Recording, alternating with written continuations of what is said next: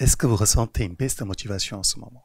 Beaucoup d'entre vous nous ont envoyé un message comme quoi c'était devenu plus difficile de pratiquer yoga en ce moment. Ça arrive, ce n'est pas grave. Et aujourd'hui, parlons de comment on peut retrouver notre motivation.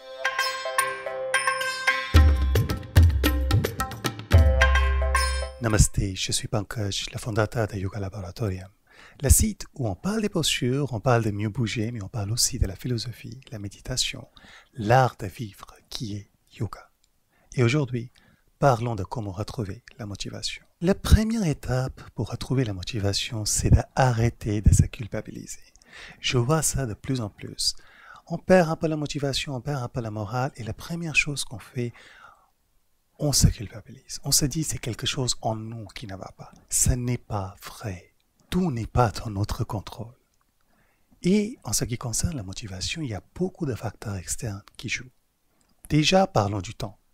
En ce moment, nous sommes en hiver, les journées sont courtes, le manque de lumière a un rôle très très important sur notre mental. Il impacte notre mental plus qu'on ne le pense. Ensuite, la situation sanitaire. Elle est effectivement, déjà elle génère l'anxiété, elle génère l'incertitude, mais surtout, voyez, nous les êtres humains, on aime être en contact l'un et l'autre. Et en ce moment, ça n'est pas permis, ça n'est pas toujours possible. On ne peut pas toujours voir la famille, les amis, on ne peut pas se toucher l'un et l'autre de trop, et tout cela nous manque. Cette chaleur humaine nous manque. C'est normal dans ces conditions d'avoir une baisse de motivation. Donc, ne vous culpabilisez pas. D'ailleurs, prenez votre culpabilité et jetez-le dans la poubelle parce que ce n'est pas de votre faute si vous manquez la motivation en ce moment. La baisse de motivation, ça peut vraiment arriver à n'importe qui. Moi aussi, ça m'est arrivé. Et une chose dont je me rappelle, chaque fois on manque la motivation, on arrête de faire quelque chose qu'on aimait. Et après, on retrouve la motivation ou on s'incite à se motiver de nouveau. On a tendance à vouloir redémarrer là où on s'était arrêté. Parlons du postural, peut-être juste avant que vous arrêtiez votre pratique, vous étiez en train de faire des grands écarts.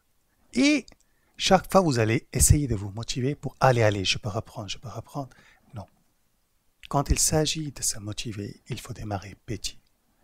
Ne pas se dire, je dois pratiquer pendant 1 heure et demie. Plutôt se dire 10 minutes par jour, 15 minutes par jour, grand maxi, pas au-delà.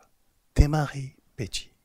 Pensez pas aux grands écarts, pensez aux petites choses. Juste bouger les hanches, bouger les bras.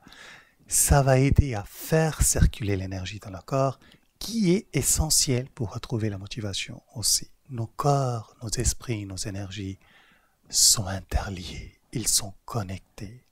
Ils n'habitent pas des endroits séparés. C'est un ensemble. Et toujours dans le même contexte, quand on redémarre une activité, redémarrer déjà petit, mais aussi avec ce que nous aimons. En ce qui concerne la pratique de yoga, par exemple, pranayama, méditation, philosophie, tout cela, ce sont des parties importantes. Mais si vous êtes un peu comme moi, au début, j'avais démarré avec le corps. Et c'est vrai que quand on manque la motivation, ramener l'esprit dans le corps est essentiel. Donc, démarrer petit, bouger un peu les hanches. D'ailleurs, la pratique de cette semaine est basée entièrement sur comment on peut utiliser les hanches et les mouvements pour faire circuler l'énergie de nouveau. Ça va beaucoup vous aider. Aussi, prenez le temps d'explorer. Alors, quand il s'agit de pratique posturale, c'est plus facile de voir comment on peut explorer. On essaye des nouvelles postures, etc. Mais prenons un exemple qui n'a rien à voir avec la pratique posturale ou même yoga. Parlons de comptabilité. Moi, je sais que je n'aime pas la comptabilité. Cependant, quand j'étais jeune, j'avais lu un roman de John Grisham, je pense. Et là, c'était un avocat. Il y avait beaucoup de comptabilité, en tout cas de ce que je me rappelle là-dedans. Mais c'était un roman super intéressant, super intriguant. Et à un moment donné, je voulais effectivement voir comment ça marche, la comptabilité.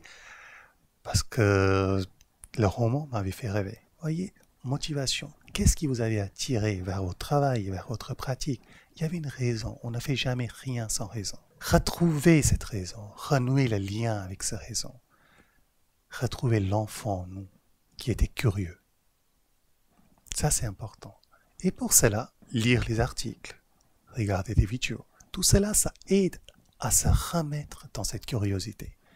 se redonner envie de faire ce que nous aimions faire auparavant. Cette première partie, c'était retrouver le plaisir de faire des choses. Mais la deuxième partie, qui est tout aussi importante, c'est instaurer la régularité. Maintenant, cette régularité n'a pas besoin d'être quotidienne pendant 1 heure, 2 heures, non.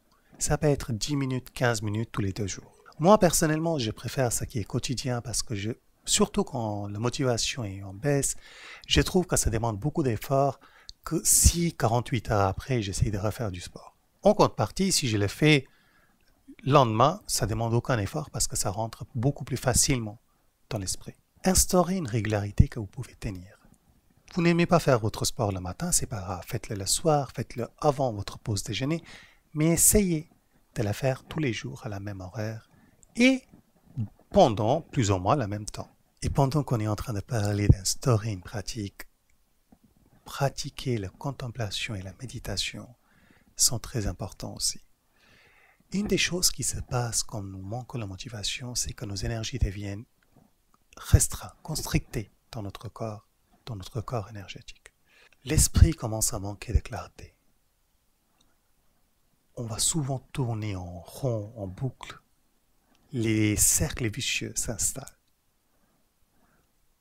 Briser tout cela demande qu'on apaise le mental et qu'on se met à contempler. Je répète, moi je n'ai pas démarré en yoga sans raison. C'était les questions de la vie, les questions existentielles qui m'ont attiré vers cette voie.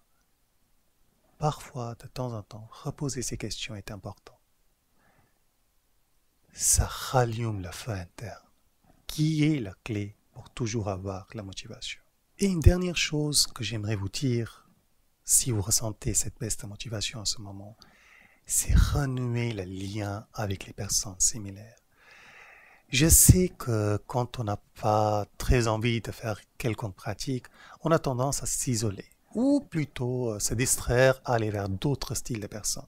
Je répète, nous sommes des animaux de communauté. On a besoin de l'un et l'autre.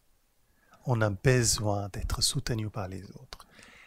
Si vous souhaitez, par exemple, pratiquer yoga, et en ce moment les studios sont fermés, ou même certains sont ouverts, mais je pense qu'ils pratiquent avec les masques, c'est pas grave.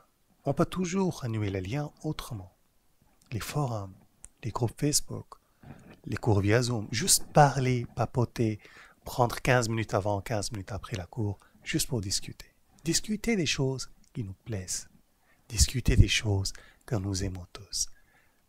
Ça change tout. C'est dur d'avancer seul, mais ensemble, tout devient facile. J'espère que ces conseils vous aideront et vous aideront surtout à retrouver votre motivation. Si la vidéo vous a plu, n'hésitez pas à abonner à la chaîne Yoga Laboratorium et consulter le site et l'article qui accompagne cette vidéo. Avec cela, je vous dis namasté, passez une très belle journée et à très vite.